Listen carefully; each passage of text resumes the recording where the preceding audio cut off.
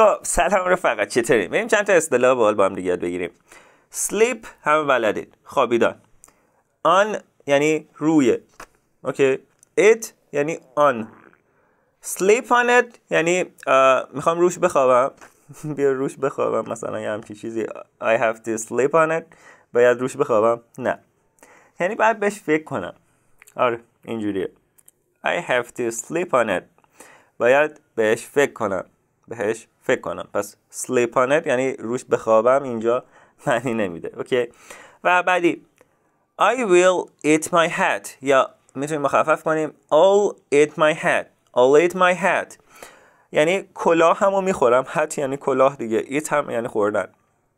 کلاه همو میخورم یعنی اسممو عوض میکنم. دیدی تو فارسی میگیم اسممو عوض میکنم اگه فلان کار کنی.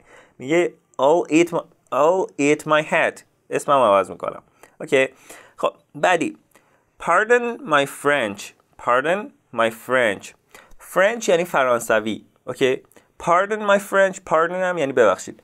pardon my French یعنی زبان فرانسوی ما ببخشید. نه ببین، مثلا تو وقتی داری با یکی محترمان صحبت میکنی و یه کلمه مثلا بی‌ادبانه یا عامیانه یا حالا مثلا یه کلمه که درست نبوده از دهنت میاد بیرون، از کلامت میاد بیرون، چی میگی؟ برای معذرت خواهی میگی pardon my French. یا مثلا اصلا خودت آگاهن از یه کلمه بدی استفاده میکنی، مثلا F word استفاده میکنی توی انگلیسی و بعدش میگی pardon my French. ببخشید که بد دهنیمو ببخشید، یا همچین چیزی. pardon my French. و pardon یه جای دیگه هم کاربرد داره که خیلی پر کاربرده. مثلا یکی باهات انگلیسی صحبت میکنه، تو متوجه نمیشی چی گفته، یا صداش کم بوده، یا حالا نشنیدی اصلا چی گفته، یا اصلا متوجه نشدی داره باهات صحبت میکنه. برای این که بگی تکرار کن، نگو can you say it again. یه جوریه دیگه. به جاش بگو pardon یعنی ببخشید. میشه یه بار دیگه بگید pardon. اینو بگی یه بار دیگه واسه تکرار میکنه. اوکی. و اصطلاح بعدی let's go Dutch یعنی هلندی. go یعنی بریم. let's go Dutch یعنی بریم پیش یه هلندی. یعنی بیا دنگی حساب کنیم. دنگی حساب کردن توی انگلیسی بهش میگن let's go Dutch یا go Dutch. to go Dutch. اوکی.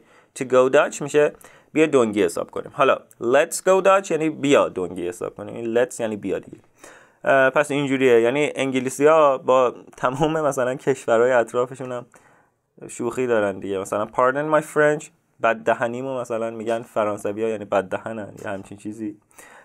let's go Dutch یعنی مثلا شاید هلندیا اینجوری هن که زیاد دنگی حساب میکنن یا همچین چیزی شاید باشه. حالا اینا باید برگردی و عقبشو ببینی، ولی کلا دیگه الان یاد گرفتیم دیگه. pardon my French یعنی بد دهنیمو ببخشید. let's go Dutch یعنی بیا دنگی حساب کنیم. دمتون گرم.